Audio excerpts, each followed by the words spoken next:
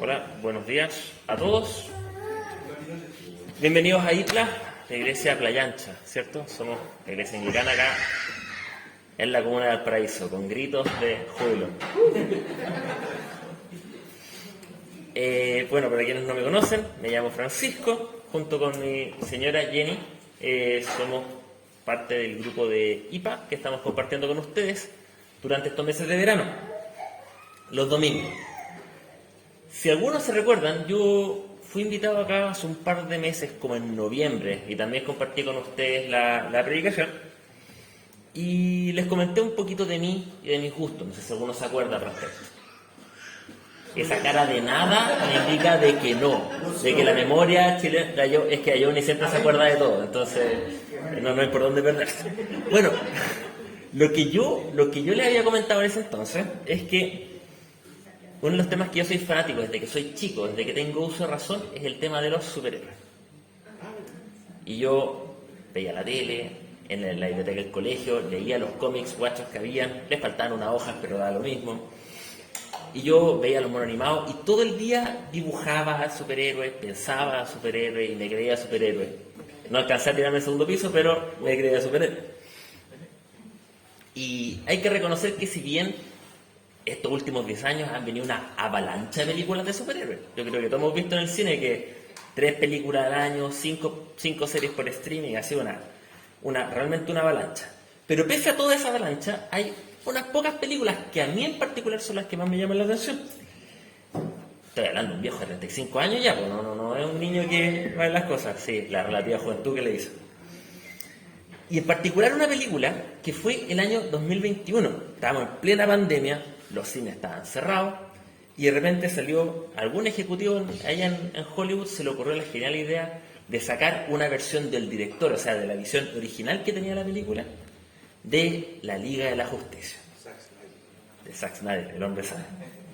Edición especial, que mostraba realmente qué es lo que tenía en la mente el hombre para poder hacer la película.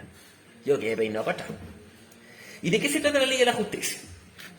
Bueno, en pocas palabras, es un concepto original de un grupo de superhéroes que se unen para derrotar a un enemigo más fuerte que el que ellos pueden pelear cada uno por su cuenta. Que en mi humilde opinión es como la versión bacán de los Avengers. Mi opinión. Y de hecho el cómic salió antes. ¿Ya? En fin, estamos hablando de un grupo de personas de trasfondos distintos, de habilidades distintas, e incluso a veces opiniones distintas para ver las cosas, pero que sin embargo dejan sus diferencias de lado, se unen con un propósito en común y que llegan a entender que hay cosas que son más grandes que sus intereses particulares, son más grandes que las cosas que los dividen. Y por lo mismo hay circunstancias en las que no pueden enfrentarlas solos y tienen que unirse, porque son parte de algo más grande, algo más importante, y solamente así se puede seguir adelante. Yo creo que esto último también aplica para la Iglesia de Cristo. Oremos. Señor, ante todo venimos ante ti reconociendo de que no somos capaces de hacer las cosas por nuestros propios medios, de que nosotros mismos incluso no somos capaces de hacer lo que nos proponemos. Pero eres tú, Padre, que nos reúne acá, eres tú, Señor, que nos hace miembros de tu cuerpo, y eres tú, Padre, que nos empodera para que al interior de tu cuerpo podamos ser de bendición unos para otros y también podamos ser luz a las naciones. Gracias, Señor, y te pido por esta palabra que nos ilumine y que nos lleve a adorarte en palabra y en obra. En nombre de tu Hijo. Amén. Bueno, recordemos que estamos en una serie de verano, esta serie es medias cortita, en que vemos las cosas un poco más rápido, y estamos viendo la carta del apóstol Pablo a los romanos, o sea, los cristianos que vivían en Roma cuando la Iglesia de Cristo tenía 20, 30 años de existencia, después de la muerte y resurrección de Cristo. Entonces, la carta parte de una manera muy decidora. Pablo, el apóstol, se presenta ante los romanos de la siguiente manera, capítulo 1, versículo 1. Pablo, siervo de Cristo Jesús, llamado a ser apóstol, apartado para anunciar el Evangelio de Dios, que por medio de sus profetas ya había sido prometido en las Sagradas Escrituras. Versículos 1 y 2. Anunciar entonces el Evangelio que venía ya prometido de la antigüedad es el propósito de Pablo y es el propósito de su ministerio. Y a lo largo de toda la carta que le escribe a los romanos, tiene un propósito en específico, que creo que queda bien claro en el versículo 7 del capítulo 1. Les escribo a todos ustedes, los amados de Dios que están en Roma, que han sido llamados a ser santos, es decir, apartados, resguardados, diferentes del resto. Para eso les llamo, para eso les escribo. Y eso es lo que hemos estado viendo nosotros. Como estamos en verano, la memoria es frágil, ¿cierto? Ustedes se acusaron, no se acordaban que yo había venido antes. Repasemos brevemente lo que hemos visto hasta ahora. Recordemos que esta serie de verano es del capítulo 12 de la Carta a los Romanos. Y el capítulo 12 comienza así. Por lo tanto, hermanos, teniendo en cuenta la misericordia de Dios. En otras versiones dice las misericordias de Dios, en plural. Entonces está trayendo a la memoria todo lo que se expuso en los primeros 11 capítulos, antes de ese punto. Y aquí vamos a ver, poco rápido, pero vamos a tener que ver un poco los puntos principales, para los que lo tengamos en mente. Al inicio del capítulo 1, Pablo habla de este Evangelio de Dios, el cual es llamado a anunciar. ¿Se acuerdan que lo vimos recién? Ya prometido a la antigüedad, dice el versículo 2. Este Evangelio habla de el Hijo de Dios, versículo 3, y su resurrección con poder por medio del Espíritu Santo. Después, en el versículo 16 del capítulo 1, describe Pablo en el capítulo que el Evangelio es poder de Dios para salvación de todo aquel que en él cree, primero para el judío, también en el griego. Y también dice en el versículo siguiente que en el Evangelio se revela la justicia que proviene de Dios. Entonces Pablo está hablando del Evangelio, que es poder, que trae salvación. Vamos al capítulo, sigamos. El Evangelio nos afecta, nos llega directamente porque nosotros merecemos la justa ira de Dios, tanto los que somos gentiles como también el pueblo judío. Eso es el capítulo 1 y el capítulo 2. En el capítulo 3 dice que el Evangelio, esta justicia de Dios, se nos manifiesta y solo podemos recibirla mediante la fe en Jesucristo. Seguimos más adelante. Este mismo Evangelio de la justicia de Dios, somos justificados ante Dios, es decir, somos declarados justos ante Dios, ante su presencia. De eso se trata el Evangelio, capítulo 5. Y también dice que, siguiendo, que en este Evangelio Jesús nos justifica, nos declara justos, pese a no serlo, al morir por nosotros en la cruz, porque pagando la paga del pecado en la cruz, la muerte.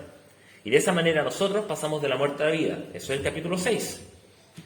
Y al pasar esta nueva vida, pues estoy repitiendo el Evangelio que todos hemos escuchado más de una vez, ¿cierto? Tenemos una nueva vida, morimos a la vida antigua, pero pese aún, seguimos pecando, seguimos cayendo. Eso es el capítulo 7.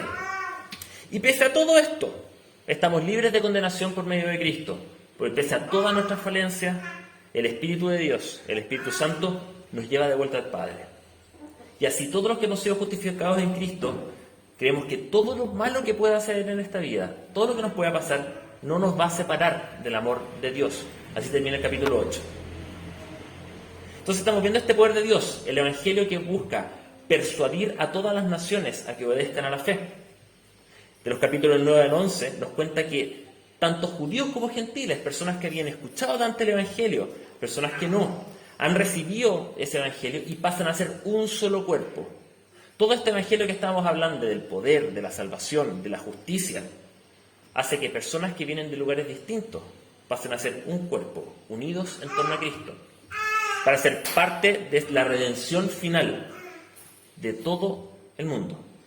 Y por eso es que Dios es alabado, por eso es que termina el capítulo 11, que es como nos predicó Gabriel hace 2 semanas, con esta alabanza de Pablo hacia Dios. Ese es el resumen de 11 capítulos. Volvamos entonces al versículo 1 del capítulo 12. Por tanto, hermanos, tomando en cuenta las misericordias de Dios, el Evangelio, su poder, su justicia, por nosotros, que nos acompaña, que nos salva, que nos resguarda hasta el final de nuestras vidas. Con todo eso, tenemos lo que nos había dicho Gabriel, una identidad en común en Cristo, una motivación en común con todo lo que nos dijo el Evangelio y una vida en común, la nueva vida en el Espíritu. Sigamos con el versículo 1 del capítulo 12. Por tanto, hermanos, tomando en cuenta las misericordias de Dios, les ruego que cada uno de ustedes, en adoración espiritual, ofrezca su cuerpo como sacrificio vivo, santo y agradable a Dios. Si ven acá, no es que nos sugiere el apóstol, no es que nos pide, oiga, si no es mucha molestia, entreguen su cuerpo. Nos dice, les ruego, con todo su corazón, con todo su... abriendo su corazón hacia nosotros, que actuemos, que todo lo que recibimos genere algo en nosotros, que nos lleve a actuar. Y acá dice, ofreciendo nuestro cuerpo, todo nuestro ser a Dios. No solamente nuestra mente, no solamente el estado de Facebook, no solamente que vengamos el domingo a la iglesia, sino todo nuestro ser, incluyendo nuestro cuerpo, incluyendo nuestros sentimientos, incluyendo nuestras palabras. Sigamos en el versículo 2. No se amolden al mundo actual, sino sean transformados mediante la renovación de su mente. Así podrán comprobar cuál es la voluntad de Dios, buena, agradable y perfecta. La semana pasada, ¿cierto?, Francisco Aguirre, mi tocayo, en su último sermón con nosotros, antes que partiera a Argentina,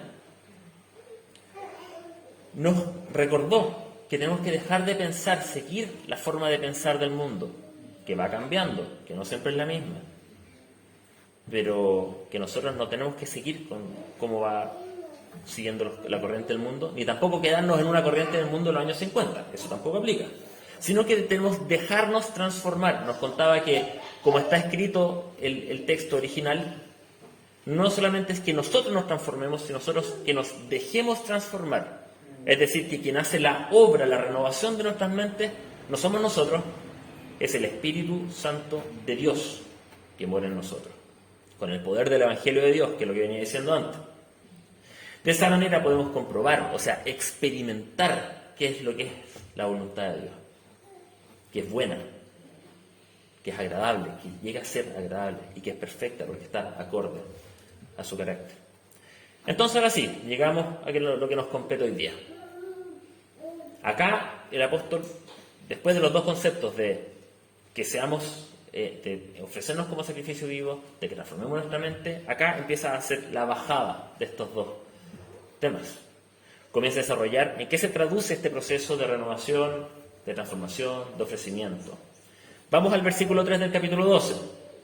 Por la gracia que se me ha dado, les digo a todos ustedes, nadie tenga un concepto de sí mismo más alto que el que debe tener, sino más bien piense de sí mismo con moderación, según la medida de fe que Dios le haya dado. Entonces está como mostrando sus credenciales, Pablo. Invoca la gracia que se le ha dado. Con eso parte diciéndolo. Eso es como el respaldo con el que le dice las cosas. ¿Y cuál es esta gracia? Bueno, la carta parte, capítulo 1, versículo 1, dice Pablo, siervo de Cristo Jesús, llamado a ser apóstol, apartado para anunciar el Evangelio de Dios. No viene en la buena onda, así como cuando uno va en la micro y hay el caballero que le mete conversa y que le dice, oye, sí, podría ser. No es ese tipo de consejo. No es el consejo que le da el vecino cuando uno ve que le está echando demasiada agua a la planta, que él sabe que no hay que echarle planta. No es ese tipo de consejo. Pablo deja claro que es una exhortación, es un llamado con autoridad. La autoridad del apóstol. El apóstol es aquel que fue testigo de Cristo resucitado. Aquel que fue llamado por Cristo mismo para anunciar las buenas noticias, el Evangelio, a las naciones. Con ese poder Pablo nos dice, les digo a todos ustedes, como cuando éramos chicos y el papá de repente nos decía, hijo, compórtate. Si él decía hijo, es que él es el padre, tiene autoridad y tú no. Por lo tanto, hay que hacerle caso a lo que nos está diciendo. Por eso tiene todo el derecho de dirigirse directamente a cada uno de los cristianos en Roma, porque habla en nombre de Cristo, para exhortar al pueblo que es de Cristo. Si bien no hay una contradicción entre decir hermanos les ruego con hermanos les digo. porque uno está en su corazón, realmente quiero que hagan esto, porque es para su bien. Pero por otro lado diciendo, oye, esto es serio y tómatelo en serio. No son cosas distintas. Sigamos. ¿Qué es lo que nos viene a decir el apóstol? Versículo 3. Nadie tenga un concepto de sí mismo más alto del que debe tener, sino más bien piensen en sí mismo con moderación, según la medida de fe que Dios le haya dado. En buen chileno, hermanito, hermanita, tranquilito. Y si alguien está demasiado, bájese el poneme. Esa es como la buena bajada. No tener un concepto más alto del que uno tiene que tener, tampoco más bajo, ojo. Pensar con moderación. Bueno, veamos qué cosas nosotros de repente creemos que somos mejores que otros, que algunas cosas nos salen más fácil. Pueden haber hermanas en la congregación que sean más responsables que otros hermanos de otras congregaciones. Qué bueno, muy bueno. Pero recordemos que eso no hace nadie merecedor de Dios. Quizá hay otros hermanos que son más buenos para la oración. Fantástico, espectacular. Pero recordemos que la oración es válida solamente porque el Espíritu de Dios que está en nosotros intercede por nosotros para poder llevar esas oraciones hacia Dios. Si no, serían en vano. Otros quizás tienen más facilidades para estudiar, para comprender la Biblia. Espectacular, gloria a Dios. Pero recordemos que esa facilidad se la entrega a Dios, no viene naturalmente de uno. Y nos falta el hermano que dice, ¿quién se cree más lindo que el resto de los hermanos? Puede ser que no se ha mirado al espejo. Puede ser que le falte ir al oculista. Y si es que es así, tenga por seguro que en 20 años, hermano, no va a ser nada tan bonito. Así que hasta esas cosas son pasajeras. Pensar de uno mismo con moderación, ¿cierto? Según la medida de fe que Dios le haya dado. Acá no quiere decir el apóstol que nosotros tenemos un nivelímetro de fe, sé que estamos en 3/4, o sé que dejamos el estanque a medio llenar. No, lo que está diciendo acá es que cada don, que cada actitud, como el don de llorar, que Dios nos haya dado, junto con la fe, todo eso tiene que ser de acuerdo a lo que Dios te ha dado. Que tú pienses respecto a si Dios te ha dado capacidad para cantar, respecto a eso, si Dios te da capacidad para entender, que sea respecto a eso. Entonces, la fe de Dios viene de muchas maneras distintas, porque somos personas distintas y Dios nos trata como personas distintas. Y es por eso que Pablo usa la alegoría que sigue en los versículos 4 y 5. Una alegoría es una forma de explicar realidades espirituales con ejemplos o imágenes cotidianas. Versículos 4 y 5. Pues así como cada uno de nosotros tiene un solo cuerpo con muchos miembros, y no todos estos miembros desempeñan la misma función, también nosotros, siendo muchos, formamos un solo cuerpo en Cristo, y cada miembro está unido a todos los demás. Yo creo que lamentablemente en el mundo contemporáneo, lo que vemos en la tele, lo que escuchamos en la radio y particularmente en las redes sociales, le estamos dando demasiada importancia al individuo. No digo que no tenga importancia, pero estamos dando excesiva importancia más allá de lo que corresponde.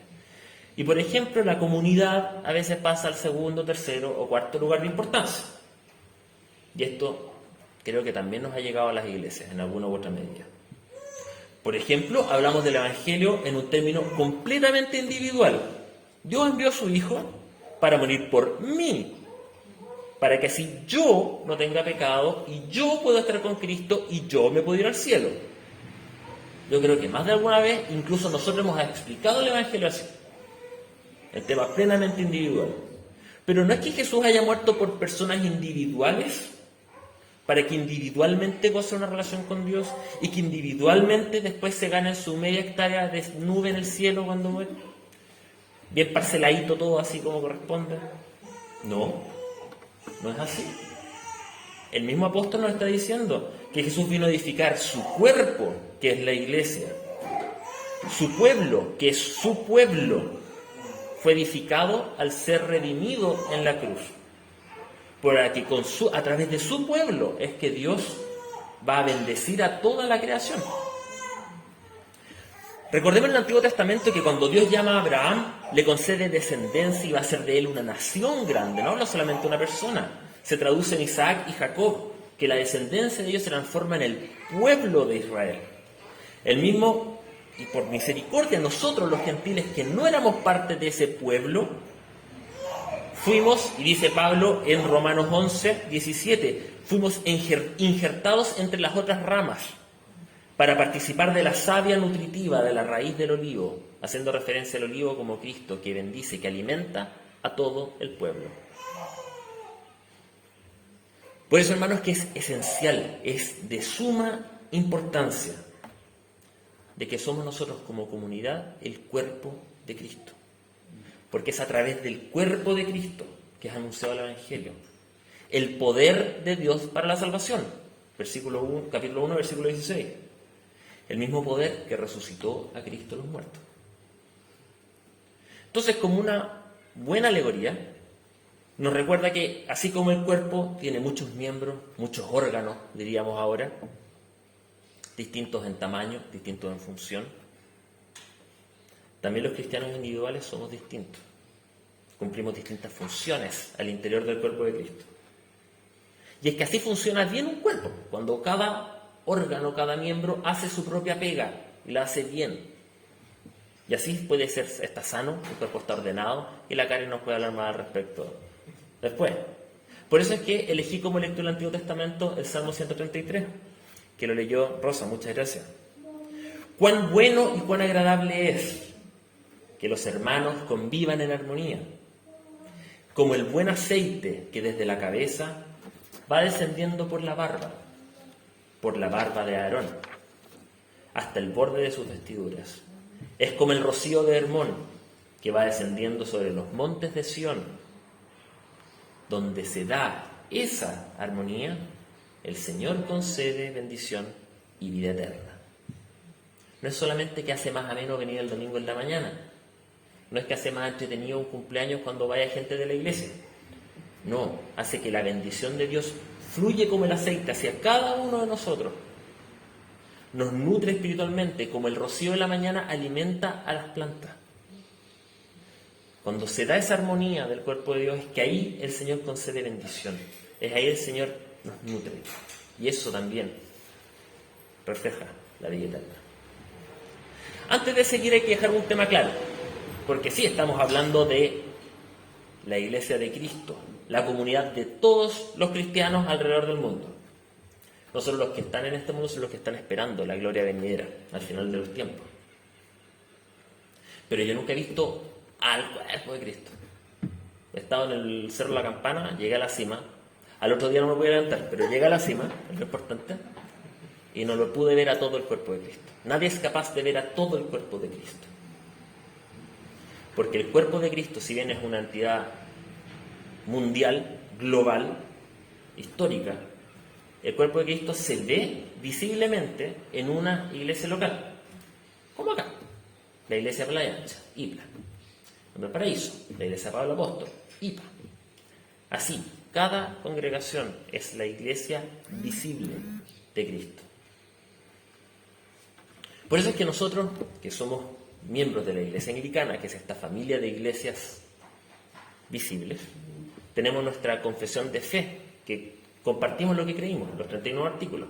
Y hay un artículo que dice lo siguiente, el artículo 19 de la iglesia dice así: la iglesia visible de Cristo es una congregación de personas fieles, en la cual es predicada la pura palabra de Dios, y los sacramentos son debidamente administrados conforme a la institución de Cristo, en todas aquellas cosas que para ellos necesariamente se requieren. Eso es lo que uno ve, la iglesia local, la iglesia visible, donde se predica la palabra y se administran los sacramentos instituidos por Cristo. Si nosotros decimos que somos cristianos, si nosotros creemos que Jesús murió en la cruz por nuestros pecados y que resucitó entre los muertos, con el poder de Dios, entonces nosotros somos miembros de su cuerpo, somos miembros de su iglesia. Eso todo lo tenemos claro. Ahora bien, solamente se puede vivir como miembro de la iglesia si uno vive al interior de una iglesia visible, de una iglesia local. Solamente ahí es donde la bendición de la armonía que leímos en el Salmo 133 se hace real. se puede experimentar. Lamentablemente tendemos a ver el hermano turista. ¿Y dónde está? No, yo soy de Cristo. Esta semana estoy en Playa Ancha, la otra estoy en Concón, después estoy en Chihuayanta. Eso, lamentablemente, es algo que va contrario a lo que Dios tiene pensado para su iglesia. Porque nosotros pertenecemos a una iglesia local. Obviamente, si uno está de vacaciones, puede ir a otra iglesia. Pero uno pertenece a una iglesia local. Así es como se experimenta, así es como se vive y se hace realidad el cuerpo de Cristo. Y así es cuando el impacto de una iglesia unida, armónica, amorosa, se hace latente, se hace potente. Por eso es que Pablo no se queda acá con decirnos, somos una iglesia, buena onda, listo. Sino que da detalles de distintos dones. Como los aplican, se pueden aplicar hasta el día de hoy, que eso es lo que vemos en los versículos 6 al 8. Tenemos dones diferentes, dice, según la gracia que se nos ha dado. Si el don de alguien es de profecía, que lo use en proporción de su fe. Si es de prestar un servicio, que lo preste. Si es el de enseñar, que enseñe. Si es el de animar a otros, que anime. Si es el de socorrer a los necesitados, que dé con necesidad. Si es el de dirigir, que dirija con espero. Si es el de mostrar compasión, que lo haga con alegría. Obviamente esto no es una lista cerrada, está dando ejemplos de cuáles son las cosas, pero el apóstol nos detalla en todos los casos qué es lo que quiere para cada persona que tenga distintos dones. Y que sí, aplica para los romanos hace 2000 años atrás y aplica para Isla el día de hoy. Entonces vamos a ver, tomar un poco de nota y bajemos esta idea. ¿Cómo esto aplica para nosotros? Primero, profetizar. Yo no recuerdo cuándo fue la última vez cuando he visto a alguien profetizar propiamente tal. De repente hay algunas iglesias que dicen cosas que van a pasar en el futuro, no se cumplen. Dudo si eso es profecía. Pero sí, cuando uno profeta habla en el nombre de Dios y puede hacerlo citando la Escritura. Eso es algo que sí existe. Pero lo importante es que el apóstol dice que sea en la medida de la fe, es decir, que se ajuste a la fe. Por lo tanto, si alguien va a decir una palabra de Dios, tiene que estar ajustada a lo que son las Escrituras. Si uno del hermano dice, oye, te recuerdo tal palabra, Jesús dice en primera de Bernabé 7:35, ayúdate que yo te ayudaré. No, tiene que asegurarse, hermano, de lo que usted esté diciendo esté ajustado a lo que Dios dice. Y aplicarlo bien. No es que uno vaya al gimnasio y decir, ya, pues compadre, te voy 100 kilos, todo lo puedo en Cristo que me fortalece. Ya, levanta el peso muerto. Tampoco funciona así. Hay que ajustarse, no a lo que uno cree, no a lo que uno quisiera que cree, sino a lo que la palabra de Dios dice. Somos un cuerpo, hermano, y nos anunciamos la palabra de Dios ante nosotros. Segundo, prestar un servicio básico. Voy a hacer un comentario que me prestaron por ahí. Muchas gracias, estimado.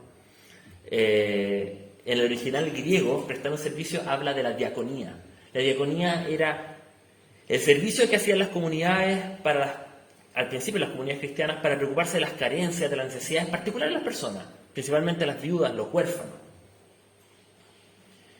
Y tenemos hermanos con necesidad, y la iglesia lo organiza, lo gestiona, porque somos un cuerpo y nos ayudamos entre nosotros.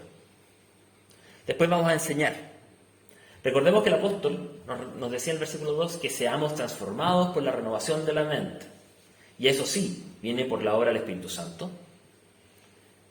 Y el Espíritu Santo, ¿qué es lo que usa para transformar la mente? Lo que nosotros leemos, estudiamos y meditamos con la palabra del Señor. El Señor, el Espíritu Santo, usa eso para renovarnos. Entonces, que tengamos hermanos con mayores dones para enseñar es una grandísima bendición. Ya sea la predicación dominical, puede ser en grupos en casa, puede ser en pequeños discipulados, todo eso sirve para que cumplamos lo que el apóstol nos dice. Como somos un cuerpo, nos enseñamos la Biblia entre nosotros mismos. Dice después animar. En otras versiones dice exhortar, que es más amplio que animar. Con eso estamos hablando más que solamente enseñar qué es lo que dice cada pasaje, sino que nos pueden confrontar con la palabra de Dios, nos pueden animar, nos pueden guiar, nos pueden reprender. con la palabra de Dios en cosas particulares de nuestra vida. Como somos un cuerpo, nos predicamos el mensaje del Evangelio a nuestra realidad particular de cada día. Socorrer a los necesitados. Se parece bien similar al servicio práctico, solo que el primero es a nivel congregacional, a nivel global, pero acá se centra en ayudar materialmente a las personas, donando, ofrendando. Y por eso dice dar con generosidad. No es dar lo que a uno le sobra, sino que es dar lo que se necesita para que la persona sea de bendición. Como somos un cuerpo, hermanos, nos ayudamos y nos apoyamos entre nosotros. Dirigir, más allá de lo que hizo Benjamín, que claramente es dirigir el servicio dominical, se refiere a tomar decisiones al interior de la iglesia. ¿Para dónde vamos? ¿Qué vamos a hacer? Lo que hace Gabriel y con su equipo pastoral, lo que hace Gabriel con el concilio. Y esto es hacer las cosas para la gloria de Dios, no para cumplir nuestros deseos. Como somos un cuerpo, nos movemos hacia el mismo objetivo. Y finalmente, mostrar compasión. Esto es reír con los que ríen, llorar con los que lloran. Acompañar a los miembros del cuerpo en cualquier cosa que nos pase en la vida. Visitar enfermos, hacer seguimiento sobre las situaciones personales de los hermanos, o visitar a los hermanos y mantener un contacto continuo con ellos. Pero obviamente hacerlo para la bendición de otros, no para llegar a donde la otra persona y llenarlo de mala onda, especialmente a un enfermo. Hacer reír a un enfermo tampoco es muy bueno, especialmente si está flagelado, por si acaso. Somos un cuerpo, compartimos nuestras alegrías y también nuestras tristezas. Entonces, como podemos ver, la vida cristiana se vive en comunidad y se vive a favor de la comunidad. No es como el individualismo que ofrece el mundo, ese mensaje del ráscate con tus propias uñas, sin preocuparse del resto. Pero tampoco es como el colectivismo que ofrece el mundo, en el cual el individuo desaparece en la imagen de cualquier cosa abstracta, ya sea la raza, la nación o el Estado, el partido. Todas esas cosas terminan con la decadencia y con la miseria del ser humano. El cuerpo de Cristo, la comunidad cristiana, es distinta a todas estas cosas, porque está unido al Señor, está unida a Cristo, quien no vino para ser servido, sino para servir. Por eso leímos también la lectura del Evangelio de Juan, capítulo 13, donde Jesús le lava los pies a sus discípulos. Esto es luego de la última cena. Y termina con los versículos del 12 al 17 que leyó Johnny. ¿Entienden lo que he hecho con ustedes?, le dijo Jesús después de lavarle los pies. Ustedes me llaman maestro y señor, y dicen bien, porque lo soy. Pues si yo, el Señor y Maestro, les he lavado los pies, también ustedes deben lavarse los pies unos a los otros. Les he puesto el ejemplo, para que hagan lo mismo que yo he hecho con ustedes. Ciertamente les aseguro que ningún siervo es mayor que su amo, y ningún mensajero es mayor que el que lo envió. ¿Entienden esto? Dichosos serán si lo ponen en práctica. ¿No somos superiores a nuestros hermanos? ¿No somos mejores incluso a los nuevos? Cualquier persona líder, cualquier persona que tenga mayores dones, cualquier persona más aventajada, no es superior al resto. Somos todos pecadores redimidos por Cristo. Somos todos salvos por medio de la cruz. Somos todos receptores del Espíritu Santo.